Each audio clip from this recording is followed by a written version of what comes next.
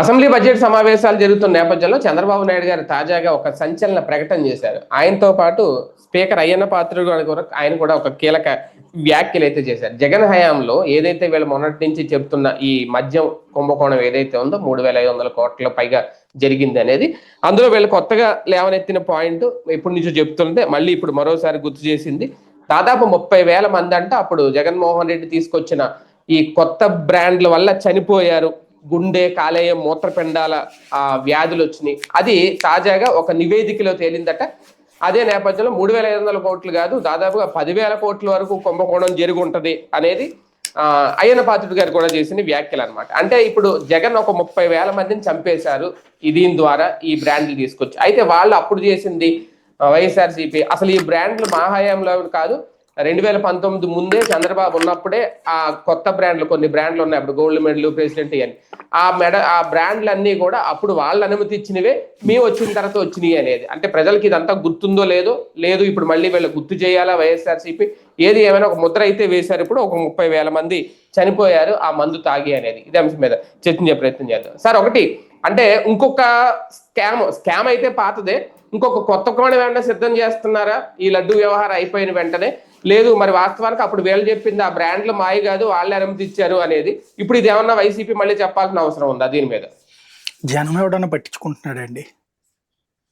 జనం పట్టించుకొని one of the అస్త్రం, అంతకు మించేం లేదు. లెక్కర్ ఎప్పుడైతే విచ్చలవిడిగా సందుకి గొంతుకి వచ్చిందో, ఇక్కడ మహిళలు అమ్మల నక్కని తిట్టుకుంటున్నారు. రోడ్డు మీదకి వచ్చి కూడా అక్కడక్కడ ఉద్యమాలు కూడా చేస్తున్నారు, మా ఇళ్ల మధ్యన ఏంది ఈ పెంట అంతా అని చెప్పేసి. కాబట్టి అది డైవర్ట్ చేయాలి అంటే డైవర్షన్ ఏమవుతుంది ఇందులో నాకు అర్థం కాల. బేసిక్గా తాగితే చావక బతుకుతారా? ఇప్పుడు వీళ్ళు ఏమైనా హెల్త్ డ్రింక్ ఎత్తున్నారా ఏంది దాంట్లో నుంచి? అదే నాణ్యం అంటే ఏంటో చెప్పండి. నేను అనేది అదే, నాణ్యమైన బ్రాండు. అందులో లెక్కర్లో నాణ్యతతో నువ్వు ఇచ్చే మందుతో చచ్చిపోరు జనము అని చెప్పి ఏమైనా సర్టిఫికేట్ ఇస్తారా వీళ్ళు? రాయమనండి దాని మీద. ఇప్పుడు ఈ మందు తాగితే ప్రాణాలు కోల్పోతారని రాస్తున్నారు కదా, అవి తీసేయమనండి. ఇంకెందుకు? నాణ్యమైన మందు, మేము ఇచ్చే మందు తాగితే మీరందరూ పూర్తి ఆరోగ్యకరంగా ఉంటారు, ఎనర్జీ డ్రింక్ ఎగిరి గంతులు వేస్తారు, సచిన్ టెండూల్కర్ లాగా బ్యాటింగ్ చేస్తారు, ధోనిలాగా సిక్సర్లు కొడతారని రాయమనండి దాని మీద. ఎందుకు రాయట్లేదు మరి? చచ్చిపోతారని ఎందుకు రాస్తున్నారు దాని మీద వార్నింగ్? అంటే ఎవడు పోసినా మందు అంటే చస్తారనే కదా. మందు తాగిన తర్వాత వెంటనే ఎవరు చచ్చిపోరు, అదేం విషయం కాదు. కాకపోతే స్లో పాయిజన్, నిదానంగా ఒక్కొక్క part. Alcohol is healthy drink అని రాయాలి మరి అంతే. ఇక నుంచి అది రాయమంటే పోతుంది కదా ఆంధ్రప్రదేశ్. ప్లస్ ఎనర్జీ డ్రింక్ బాగా తాగండి అని చెప్పి రాయాలి. చంద్రబాబు గారు కూడా దాన్ని చూపెట్టి అందరికి విజువలైజ్ చేసి, ఇదిగో నేను కూడా తాగుతున్నాను, మీరు అందరూ తాగండి అని చెప్పానండి. ఇంకా బాగుంటుంది.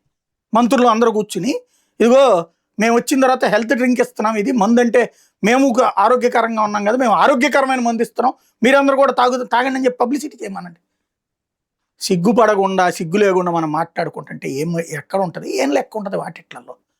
నీచంగా సమర్థించుకునేటటువంటి పరిస్థితి తప్పించి వాడిచ్చాడా వీడిచ్చాడు ఎవ్వడిచ్చినా. దీని మీద క్యాబినెట్ ఉపసంఘం వేశారంట కదా, కాలక్షేపం 24 గంటలు ఏదో కాలక్షేపం చేయడం అండి. ఏందంటే మనం జనాల్ని ఒప్పించలేము ఇవాళ. కాబట్టి ఉన్న వేదవల్ల మంచి వేదవని ఎన్నుకునేటట్టు చేయాలి జనాలు. మేము మంచి వేదవలో, వాడు తప్పుడు వేదవా అని చెప్పడం, అంతకు మించి ఏం లేదు దాంట్లో. అంతకు మించి ఇంకేం చేయట్లేదు ఇప్పుడు. ఎందుకంటే ఓ రియల్ ఎస్టేటు సర్వనాశనం అయ్యింది, వ్యాపారాలు ఎవరికి నడవక చస్తున్నారు జనాలు. అలాగే పనులు, ఉపాధి పనులు, ప్రస్తుతం అమరావతి ప్రాంతంలో మాత్రం ఉపాధి పనులు బాగున్నాయి, నో డౌట్ ఎట్ ఆల్. ఎందుకు? ఈ కన్స్ట్రక్షన్స్ అన్ని జరుగుతున్నాయి కాబట్టి. భవన నిర్మాణ కార్మికులు అది, అందులో కూడా 70% మంది ఇతర రాష్ట్రాల నుంచి వచ్చిన వాళ్ళు ఉన్నారు. మన రాష్ట్రం వాళ్ళకి తక్కువ అవకాశాలు వస్తున్నాయి. అదే సందర్భంలో ఇతర వాణిజ్యము ఇప్పుడు చూస్తే అంతర్జాతీయ పరిణామాల కారణంగా ఇబ్బందులు నడుస్తూ ఉన్నాయి. మిర్చి, టమోటా ఇట్లాంటివన్నీ కూడా కొంటుంటారు, అమ్ముతుంటారు. అదే సమయంలో గతంతో పోల్చుకుంటే, జగన్ టైంతో పోల్చుకుంటే తక్కువ. అట్లాగని జగనే వేయించలేదు అవి. ఆ టైంలో అదృష్టవశాత్తు రేట్లు ఎక్కువ వచ్చినాయి. ఈ టైంలో మొన్న మధ్యన కొన్నిటికి ఎక్కువ రేట్లు వచ్చినాయి. మామిడికి కానీ ఈ ట్రిప్ మిర్చి పెరిగింది, అంతకుముందు అయితే తక్కువ ఉంది. ఇట్లాంటి పెరుగుదల తరుగుదల ఇవన్నీ ప్రభుత్వాలే ఇస్తున్నాయని జనం ఎవడు ఫీల్ అవ్వడం. కాబట్టి జనం మనల్ని పట్టించుకోకపోతే ఎట్లాగా? జనం మనల్ని పట్టించుకోవాలంటే ఏం చేయాలా? ఒకటి, మనం ఏదైనా ఇచ్చి చేయాలి. లైక్ జగన్ ఇచ్చినట్టు సంక్షేమ పథకాలు అట్లాగే ఇప్పుడు ఇవ్వలేరు, అవి డైవర్ట్ కావాలి ఇక్కడ. కాబట్టి ఏం చేయాలి? వీటిలో ఏదో ఒకటి నిరంతరం జగన్ జగన్ జగన్నామ జపం, ఆ జగన్నామ జపంలో దాంతోపాటు స్వోత్కర్ష పరనింద మేము అద్భుతం చేస్తున్నాం. ఇవాళ ఆ పేపర్ చదివి సిగ్గేసింది. 30 సంవత్సరాల క్రితం ప్రకాశం జిల్లాలో చూశారట ఆయన, అదేది ఫ్లోరైడ్ గురించి. అప్పుడు వెలుగొండ కడదాం అనుకుంటే 30 ఏళ్లలో ఆయనే స్వయంగా పూర్తి చేస్తున్నారు. మనం సిగ్గుపడాలా సంతోషపడాలా నాకు అర్థం కాల. తెలంగాణ రాకముందు ఇదే ఫ్లోరైడ్ గురించి పెద్ద చర్చ తీసుకొచ్చారు తెలంగాణ.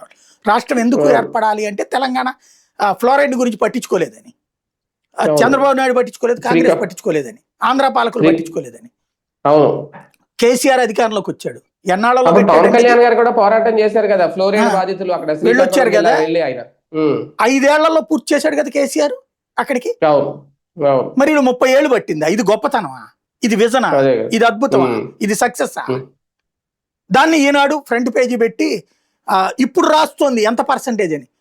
ఇలా ఈ సిగ్గులేని మీడియాకి, ఈ సిగ్గులేని జనాలకి నేను ఆ రోజున చేసి అక్కడ ఇదండి సంగతి. ఇది 30 minutes స్టోరీలు ప్రకాశం జిల్లా మీద. నేను ఆ ఏరియాకి వెళ్ళి చేసి వచ్చా స్టోరీలు ఆ రోజున. ఇదే తెలంగాణ ఉద్యమం జరుగుతున్నప్పుడు తెలంగాణలోనే కాదురా మా ఆంధ్రాలో కూడా ఈ పరిస్థితి ఉంది అని ఇచ్చాను నేను స్టోరీలు. విజయనగరం జిల్లా కిడ్నీల సమస్యల దగ్గర నుంచి ఇక్కడ దాకా డిబేట్లు పెట్టాను నేను ఆ రోజున. ఆంధ్ర గురించి నాకుంది ఆ ఫీలింగ్. తెలంగాణ ఉద్యమం టైంలో నిజం నల్గొండలో ఎట్టుందో ఇక్కడ కూడా అట్లాగే ఉన్నాయి. ఆ ప్రాంత భౌగోళిక పరిస్థితులు ఇచ్చే కరెక్ట్ మీరు అంటున్నది. ఆంధ్ర పాలకులు అనొద్దు, అక్కడ పాలకులు అనండి ఎవడైనా సరే అంతే అనే పదం వాడాను. ఆంధ్ర పాలకులను ఎందుకు అంటారు? ఎందుకంటే ఆంధ్రాలో కూడా తెచ్చింది కదా ఇట్లాంటి పరిస్థితి. మరి ఆంధ్రాకి కూడా చేయనప్పుడు ఇప్పుడు ఆంధ్ర పాలకుడు తెలంగాణ పాలకుడు అందాం అక్కడ. ఎందుకంటే మధ్యలో మరిజానారెడ్డి పరిపాలించాడు, ఇంకోళ్ళు పరిపాలించారు కదా తెలంగాణ వాళ్ళు కూడా. కాబట్టి అది తెలంగాణ వాళ్ళు మమ్మల్ని అన్యాయం చేశారు అందామా? కాదయ్యా, అది పాలకుల యొక్క నిర్లక్ష్యం. ఇప్పుడు గిరిజన ప్రాంతాల్లో ఇవాళకి కూడా రోడ్డు పవన్ కళ్యాణ్ గారు అక్కడ రోడ్డు వేయించారు, ఇక్కడ రోడ్డు వేయించారు అంటున్నారు. ఇన్నేళ్ళు ఎందుకు లేవు? ఇందులో చంద్రబాబు గారు ఎన్నేళ్ళు పరిపాలించాడు? అత్యధికం ఆయనే కదా. మరి ఎందుకని అక్కడ మాట్లాడట్లా? జగన్ అని ఎందుకు అంటున్నాడు? ఎందుకు ఇందులో రాజకీయం మాట్లాడుకుంటున్నారు? బేసిక్గా సమస్య ఏంటంటే మనం ఏదైతే చేయలేకపోతున్నామో ఆ చెయ్యలేకపోతున్నది చర్చ జరగకూడదు. ఏది చేస్తున్నామో ఇది మాత్రమే చర్చ జరగాలి. ఇది ఫ్రమ్ ద బిగినింగ్ ఆయన స్ట్రాటజీ. అది నడుస్తుండదు అంతకు మించి. అంటే సంక్షేమం గురించి ప్రజలు చర్చించుకోకూడదనా? లేదంటే ఇప్పుడు ఈయన నిన్న చెప్పారు మేము దాదాపు ఒక 500 కంపెనీలకి గ్లోబల్ స్థాయిలో టాప్ 100 కంపెనీలు చాలా వరకు భూములు ఇచ్చాం, సిలికాన్ వ్యాలీ లాంటివి తీసుకొచ్చాం, క్వాంటమ్ అంటే వీళ్ళ డెవలప్మెంట్ చూపించుకుంటున్నారు. జగన్ హయాంలో జరిగిన తప్పులు లేదంటే జగన్ హయాంలో చాలా మంది ప్రాణాలు కోల్పోయారు ఇది చూపిస్తున్నారు. జగన్ చేసిన సంక్షేమం గురించి ఆ డెవలప్మెంట్ గురించి చర్చ రాకూడదనా? లేదంటే ఇదే చర్చ జరగాలనా? ఇప్పుడు అంబానీ, అదానీ, జిందాలు, టాటా, చంద్రశేఖరన్ వీళ్ళందరూ వచ్చింది జగన్ టైంలోనే కదా. ఇప్పుడు భోగాపురం ఎయిర్పోర్టు చంద్రబాబు టైంలో చివరిలో శంకుస్థాపన చేశారు 19లో. ఏమీ లేకుండా భూముల సేకరణ కూడా పూర్తి కాకుండా, అది కూడా ఎక్కువ భూములు లెక్క రాసి దాన్ని మార్చి మళ్ళీ సెటరేట్ చేసినోడు జగన్మోహన్ రెడ్డి. అదానికి ఇచ్చిన దాన్ని ఒక అడ్డమైన ప్లేస్లో ఇస్తే అది మళ్ళీ మార్చి సెట్ చేసింది జగన్మోహన్ రెడ్డి. కాబట్టి ఇక్కడ పరిశ్రమలు ఎవడున్నా వస్తాడు. ఇక్కడ వనరు ఉంటే వైజాగ్కి ఎందుకు వస్తున్నారు? అమరావతికి ఎందుకు పరిగెత్తుకు రావట్లేదు? క్వాంటమ్ వ్యాలీకి January 1st వచ్చేస్తున్నాయి అన్నారు. చివరికి ఇప్పుడు ఏదో ఒక యూనివర్సిటీలో నడుపుతున్నారు. అలాగే ఇప్పుడు అండర్ కన్స్ట్రక్షన్ స్టార్ట్ చేశారు. అది కూడా వీళ్ళు చెప్పినట్టు 50 అంతస్తుల బిల్డింగ్లు, 60 అంతస్తుల బిల్డింగ్లు కాదు, 3 అంతస్తులు 4 అంతస్తుల బిల్డింగ్లు. నోటి మాటల్లో ఒక భ్రమ కల్పించడం అనేది అద్భుతంగా చేస్తారు బాబు గారు. అవును, కానీ జగన్ టైంలో దాదాపు 900 పైగా కంపెనీలు మూతపడిపోయినాయి. ఈ అమర్ రాజా లూలు, ఈ ఫ్రాంక్లిన్ టెంపుల్టన్ ఇలాంటి అయితే వెనక్కి వెళ్ళిపోయినాయి అనేది కదా వీళ్ళు చెప్పేది. ఇంకా ఫ్రాంక్లిన్ టెంపుల్టన్ ఇక్కడేంటి దేశం అంతా పోయింది. HSBC కూడా దేశం అంతా పోయింది, ప్రపంచం అంతా చుట్టేసుకుంది. అవి జగనే చుట్టేశాడేమో మరి. అదే సందర్భంలో అమర్ రాజా ఇప్పుడు తీసుకెళ్లి హైదరాబాద్లో పెట్టింది కరెక్ట్. మరి అదే సందర్భంలో అదే లూలుని పంపించాడు జగనే. ఇప్పుడు ఆ లూలు వచ్చి ఏం చేయాలి? వాడికి ఇచ్చినటువంటి భూమి అంతా ఇప్పుడు మొన్ననే మాట్లాడుకుంటున్నాం, 5,000 కోట్ల భూమిని షాపింగ్ కాంప్లెక్స్ కోసం ఇస్తారా ఫ్రీగా? విజయవాడలోను విశాఖలో. అదే వాడు వచ్చి ఎంపీ కాలని. ఇప్పుడు డిమార్ట్లు ఇవన్నీ ఉండగా వాడు వచ్చి ఎంపీ కాలి అంటే దోచిపెట్టేదాన్ని ఆపాడు అతను. లూలుకి వైజాగ్లో ఇచ్చిన ఎక్కడ ఇచ్చినాడు పెట్టేది షాపింగ్ మాల్ పెట్టేది. ఇనార్బిట్ ఐడియా ఉందా మీకు హైదరాబాద్లో? అది వైజాగ్లో వచ్చిందా లేదా? అది ఏమన్నా ప్రచారం చేసుకోగలిగాడు అతను? ఇనార్బిట్ కన్స్ట్రక్షన్ అయింది కదా వైజాగ్లో. అవును. లూలు అనేటటువంటి వాడు హైదరాబాద్ లోనేమో డబ్బులు పెట్టి కొనుక్కుంటాడు, అద్దెకి తీసుకుంటాడా? ఉమ్, ఇక్కడేమో ఫ్రీగా ఇస్తాం వాడికి భూమి. ఉమ్, ఏం మాట్లాడుతున్నాం మనం? మనం చేసే ఉమ్, తప్పుడుని కూడా సమర్థించుకుంటూ, ఉమ్, అదే సందర్భంలో ఉమ్, అంతకుముందు ఇంకోటి ఆ మొక్క ఏదో చెప్పారు, జగన్ టైంలో అసలు ఉద్యోగాలే లేవు, పారిపోయారు అవును. అన్నట్టు. అవును. 1,35,000 ప్రభుత్వ ఉద్యోగాలు. ఈయనేంది నేను ఏదో 3 5 లక్షలు 4 లక్షలు లక్షలు ఇచ్చాను అంటున్నాడు. 26 లక్షలు టోటల్గా ప్రైవేట్ కూడా కలిపి. సరే, ఉమ్, జగన్ టైంలో కూడా 20 లక్షలు ఉంటాయి లెక్క కట్టుకుంటే. ప్రైవేట్ ఉమ్, ఉద్యోగాలు నువ్వు ఇప్పించేది ఏంది దాంట్లో? స్విగ్గీలో జొమాటోలో వచ్చేవన్నీ కూడా నువ్వు ఇప్పించినట్టు అవుతుందా? లేదా ఈ ఉమ్, 2 ఏళ్లలో కొత్తగా కంపెనీలు ఏమన్నా? ఇప్పుడు కంపెనీ ఒకటి పెట్టడానికి భూమి నువ్వు ఇప్పుడు ఇవ్వడం బిగిన్ చేసావు. భూమి రావాలా, దాంట్లో భూ కట్టాలా, కన్స్ట్రక్షన్ అన్ని అయ్యాక కదా నువ్వు వచ్చాక లెక్క కట్టేది, నిజమే అనుకుంటే. ఇప్పటికి కూడా వీళ్ళు వచ్చాక కన్స్ట్రక్షన్ పూర్తయిన ఏంటి చెప్పండి బేసిక్గా. ఉమ్, ఉమ్, ఇప్పుడు ఒకవేళ ఉద్యోగాలు వచ్చి ఉంటే జగన్ టైంలో వచ్చిన కంపెనీల్లో ఉద్యోగాలు అవుతాయి కదా అవును. బేసిక్గా. ఉమ్, ఉమ్, ప్రభుత్వ ఉద్యోగాలు వీళ్ళు ఇచ్చింది ఒక 6,500, ఇదే 16,500 టీచర్ పోస్టులు, ఉమ్, 6,000 కానిస్టేబుల్ పోస్టులు. గవర్నమెంట్ ఇయే కదా ఇచ్చింది వీళ్ళు. అవును. ఉమ్, జగన్ 1,35,000 ఇచ్చేసాడు కదా మొదటేడాది. వీళ్ళు 2 ఏళ్లలో ఉమ్, ఇచ్చింది ఈ అవును. అతను 1,35,000 మొదటేడాది ఇచ్చేసాడు కదా. అవి తర్వాత పూర్తిగా 5 ఏళ్లలో ప్రభుత్వ ఉద్యోగాలు. ప్రభుత్వ ఉద్యోగాలు 5 ఏళ్లలో ఈ 2 వార్డు లక్షలు ఇచ్చాడు. సచివాలయాలు ఇవన్నీ. అతను 6 ఉమ్, లక్షలు చెప్తాడు. ఉమ్, సచివాలయాల్లో ఇదే వీళ్ళని ఎవరిని, వాలంటీరు, వాలంటీర్లు. మద్యం షాపులో పనిచేసేవాళ్ళు, ఇవన్నీ కూడా ఉమ్, చెప్తాడు. లేకపోతే అవి ఆర్టీసీని కూడా లెక్క చెప్తాడు. అవి నేను లెక్క చెప్పను. అవి లెక్కలకు కానీ రావాలి. ప్రభుత్వ ఉమ్, ఉద్యోగాలు 2 లక్షలు ఇచ్చాడు అతను. వీళ్ళు అవును. ప్రభుత్వ ఉద్యోగాలు ఇచ్చిందేమో 25,000 కూడా ఉండవు. ఇదే ఉమ్, 16,500 టీచరు, ఉమ్, 6,500 ఇది ఉమ్, 25,000 వేసుకో. కానిస్టేబుల్స్. ఉమ్, 25,000 ఉద్యోగాలకి 3 లక్షలు 6 లక్షలు అని చెప్పుకుంటే ఎట్టగా? అదే కదా. ఉమ్, అది అట్లాగా అంటే ఆ, ఆ, చేసిన దాన్ని మైక్రోస్కోప్ పెట్టి చూపెట్టి చెయ్యనిది చేసినట్టు చెప్పడం అన్నటువంటిది ఒక ఆర్ట్. అది అవును. ఉమ్, అది చంద్రబాబు గారు చాలా టాలెంటెడ్ గా చెప్తారు అనమాట. అది ఉమ్, అది ఆయన దగ్గర ఉమ్. ఉన్న స్పెషాలిటీ. ఈ మద్యం స్కామ్ ఇంకా లోతైన విచారణ జరిపిస్తాము అంటున్నారు. అంటే ఇప్పటికే దాదాపుగా ఒక కొలిక్కి వచ్చేసింది అనుకుంటే మళ్ళీ ఏమన్నా మొదట తీసుకొస్తారా? ఈ 10,000 కోట్ల లెక్క ఏంటి? 5 ఏళ్ల పాటు నడుస్తూ ఉంటుందండి. 10,000 ఏంటి అని అడిగితే 1,00,000 కోట్లు అనండి, బాగుంటది కదా అది పిక్చరు. అవి బాకీ ఉమ్, అయ్యి అనేసి ఉమ్, పబ్లిసిటీ చేయడమే ఉంది. ఇప్పుడు ఎన్టీ రామారావు అంతటోడిని ఏ స్థాయిలో మనం దిగజార్చగలిగాం, నరేంద్ర మోడీ అంతటోడిని ఎంత దిగజారుడు పాదాలతో అవహేళన చేశాం, పవన్ కళ్యాణ్ అంతటోడిని ఎంత దుర్మార్గంగా ప్రచారం చేశాం. కావాలనుకుంటే అందరూ మనం అవును అనుకుంటే ఆ, పందిని కూడా నందిగా చేసి చూపించగలరు. అదే ఉమ్, సందర్భంలో కాదు అనుకుంటే గనక పరమ నీచాతి నీచమైనటువంటి వ్యక్తిత్వ హననం చేయగలరు. ఉమ్, పృథ్వీరాజ్ అనేటటువంటి వాడు ఎవరితోనో ఫోన్ సంభాషణని కావాలని ట్రాప్ చేసి మాట్లాడిస్తే అంత రచ్చ చేసిన వాళ్ళు ఇప్పుడు వచ్చేటప్పటికి అయ్యయ్యో అన్యాయంగా దుష్ప్రచారం చేస్తున్నారు. మీరు ఆ పత్రికలో భాష కూడా చూడండి. అవును. జగన్ గ్యాంగ్. ఉమ్, అదే లేదంటే చంద్రబాబు గారి Jagan skill batch. Development scam అయితే గనక అది స్కామే కాదు, స్కిల్ ఉమ్, డెవలప్మెంట్ అనే పేరుతో పెట్టిన తప్పుడు కేసులో అని రాస్తారన్నమాట. ఉమ్, ఇప్పుడు చేస్తే నిజంగానే చేసేసింది అంటే ఆ వార్తలోనే నిబిడీకృతం చేసేటటువంటి మైండ్ గేమ్ ఉంటుంది.